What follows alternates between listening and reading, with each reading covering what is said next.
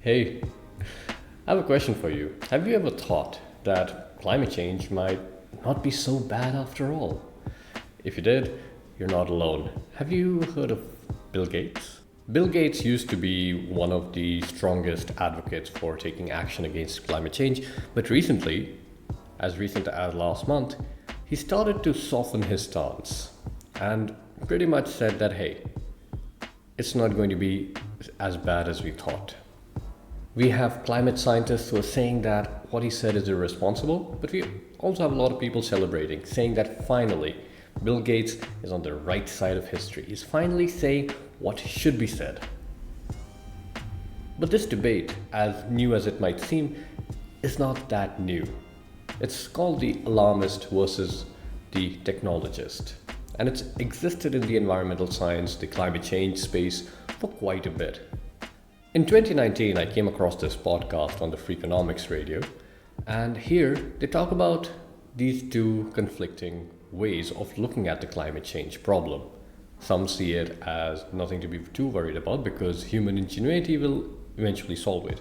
The others say that it's not a complete story.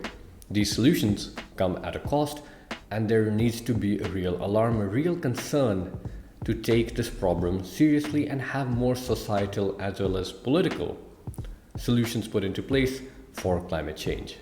I'll give you a snippet from this podcast. Let's talk about the downsides of the Green Revolution. One of them, you write, is that it essentially fueled income inequality. Land became more valuable. It just created a lot of leverage. On the other hand, the alternative would be that everyone gets to be poor and hungry, other than maybe warlords and kings, right? So how much credence should we give inequality as a downside of the Green Revolution?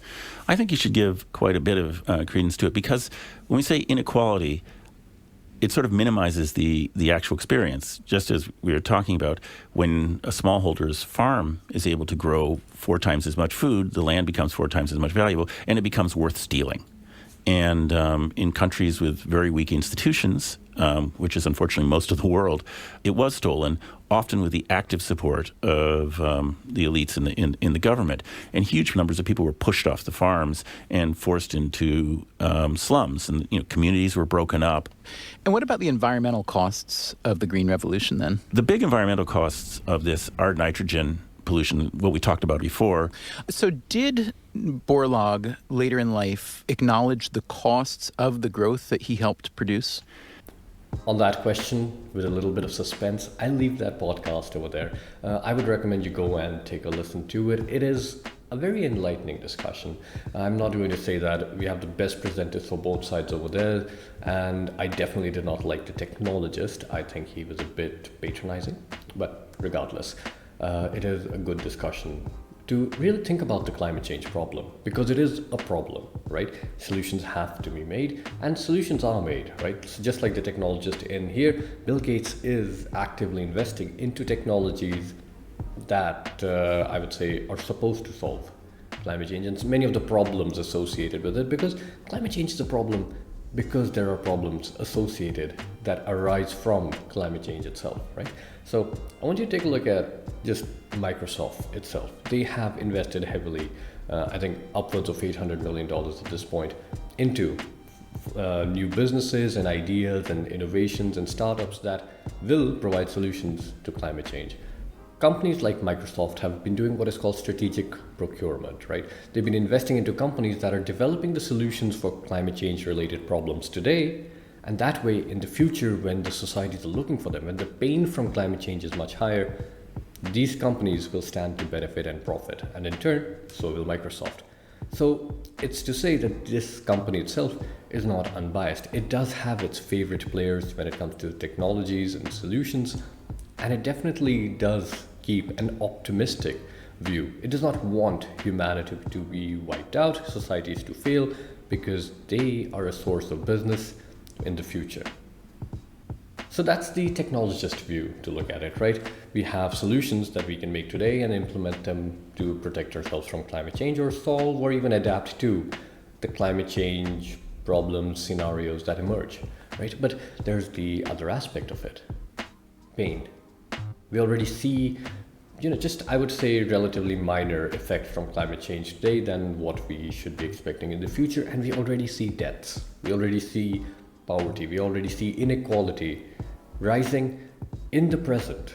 So when things get worse, it will rise. And this is not something that has not been foreseen. Let's take a look at this Global Risks Report from 2024, published by the World Economic Forum. They publish these reports quite frequently, and they have some interesting figures in this. Today I want to look at this one, figure D, that looks at the landscape of risks. All right, it shows different emerging risks that are expected and how they're interconnected to each other. So we have a few categories. We have economic risks, environmental risks, geopolitical risks, societal risks, and technological risks. Now, look at this clubbing over here. Here in the green, we have environmental risks. All right, so climate change is going to cause pollution, extreme weather events, biodiversity loss, ecosystem collapse, critical change to Earth systems, and then also natural resource shortages, which are slightly indirectly linked to the greater climate change problem. But all of them are related to other things: chronic health conditions, infectious diseases, involuntary migration, and that in turn has cascading effects and links all throughout the landscape of risks. The point here is to show that any one of these, if they trigger, can have consequences all throughout. It can cause multiple things to happen, and it's not just an isolated issue. So that's why there's no clear answer to this debate. On one hand, we have solutions that need to be made, and they have to make economic sense so that they can be applied and they can be put into effect on scale. But at the same time, we have a human problem. The human problem requires solutions and will have pain, whether or not it's profitable. The poor, the ones who are less fortunate, who have less resources, who have less means, who do not have the same power in their society or on the global scale, they will suffer more, and they will suffer for much longer before it makes any economic sense to help them.